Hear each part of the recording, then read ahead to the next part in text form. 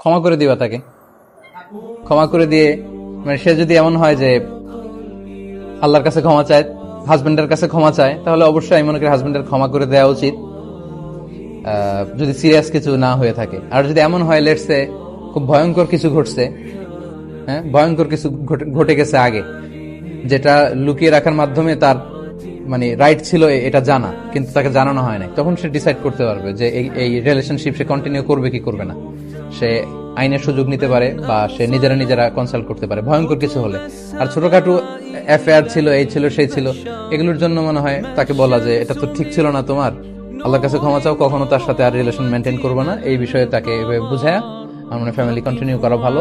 কারণ ডিভোর্সটা হচ্ছে আবগদুল হালাল ফিল ইসলাম, ইসলামের সর্বনিকৃষ্ট হালাল হচ্ছে ডিভোর্স, তালাক দেয়া। মানে তালাক দেয়া এটা হারাম না, এটা জায়েজ, এটা হালাল, তবে হালালের লিস্ট করলে সর্বনিম্ন পর্যায়ের হালাল, এর চেয়ে নিম্ন মানের হালাল আর নাই।